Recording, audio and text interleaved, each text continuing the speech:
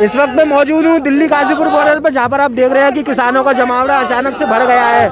और यहाँ पर किसान यहाँ का बताया जा रहा है कि उत्तराखंड से यहाँ पर किसान भारी मात्रा में आए हैं और यहाँ पर आंदोलन में शरीक आए हैं। इनसे बात करते हो, जानते हैं कि यहाँ पर क्यों है।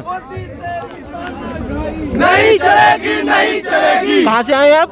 हम जी बाजपुर से। बाजपुर से किस लिए आए हैं? यहाँ ये काले कानून लिए इन्हें वापस करने आए हैं। आपकी क्या मांग है सरकार से? यही है कि जो काले कानून उन्होंने किसानों के लिए गए वापस लिए जाएं सारे के सारे।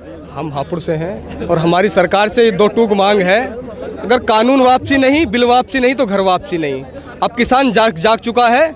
अब इस सड़क पर जो है फसल उगाएगा, क्योंकि वो बंजर जमीन को भी हरियाली कर देता है। अब इसमें गेहूं की फसल पूरी हो चुकी है, बुक चुकी है, पूर्ण रूप से उसकी बुआई हो चुकी है।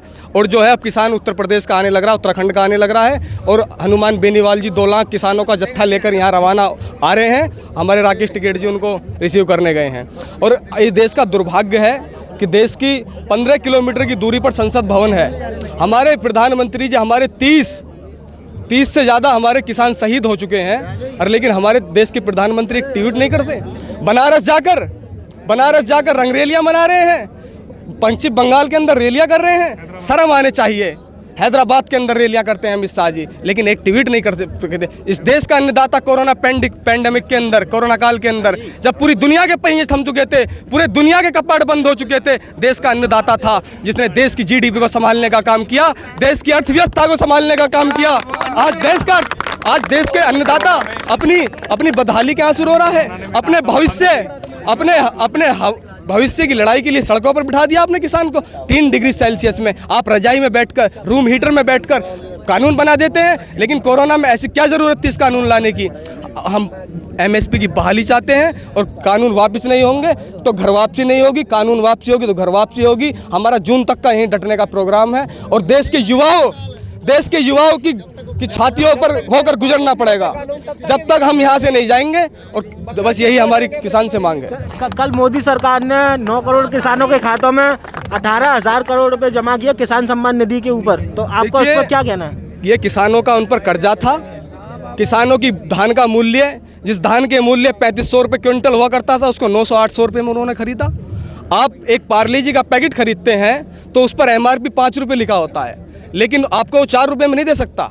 हम ये चाहते हैं कि धान एक निश्चित मूल्य निर्धारित करे सरकार, और उसका MSP पर कानून बनाए, और 3 कानूनों को इनको वापस ले। आप संशोधन के हम संशोधन, हमारी डिक्शनरी के अंदर कोई शब्द ही नहीं है। हम संशोधन नहीं मानते, हम कानून की वापसी मांगते हैं। कानून को वापस लिए, वरना घर वापसी नहीं होगी, यहीं डटे रहेंगे।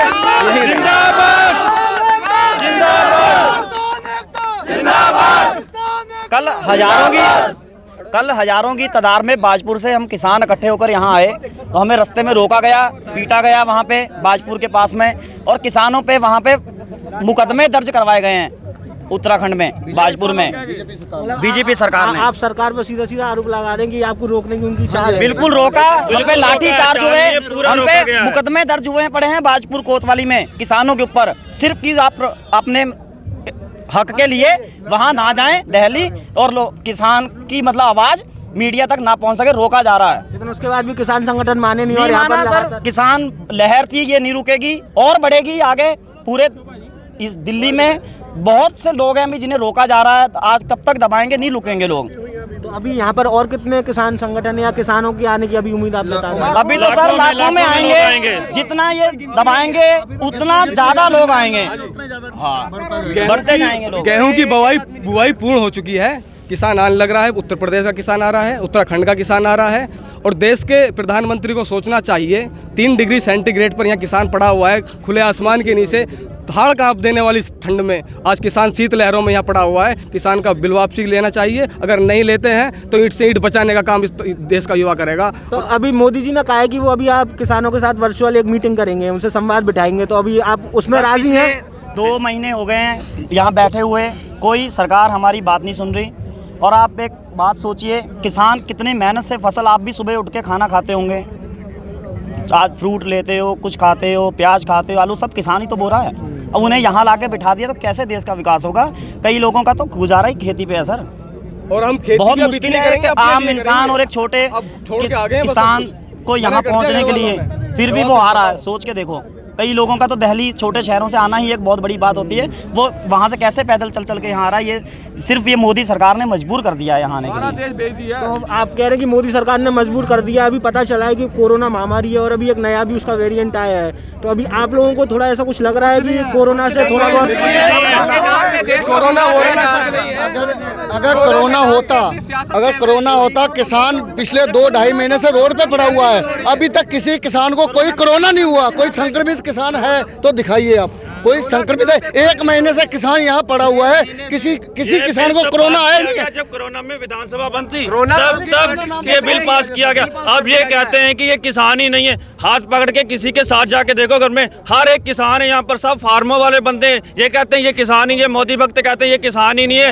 ये फिर कहते हैं 100-100 रुपए में लाएंगे, जाके देखो 100-100 वाले सबके फार्म है, बड़े बड़े फार्म है। यहाँ पर सब किसान है, किसान के सिवा यहाँ और कोई नहीं है, सब किसान है यहाँ पर। ये किसान इनको 1000 रुपया देगा। अगर ये कह रहे हैं कि किसान 100 रुपए में आ रहे हैं, हाँ मैं किसान हूँ, मैं किसान का बेटा हूँ, मैं 1000 रुपया देता हूँ, मेरे साथ आके यहाँ बैठे आके खेत में एक फरुआ चला के दिखाएं 1 मिनट तक। असली किसान का जो बेटा इनको पता चल जाएगा कि 100 रुपए में कैसे असली किसान का बेटा उसका ट्रैक्टर है, वो ट्रैक्टर में साथ में लेके चल के आया है, वो है असली किसान। जो नकली किसान है वो गाड़ियों से भर के ले जाके वहाँ फेंके गए हैं मंत्री के पास में, उनको 200, 250, 300, 500 दिहाड़ी में, तो वो कह रहे हैं हम खुद किसान हैं। ये ट्रैक्टर ट्राली से बड़े, ये किसान नहीं है।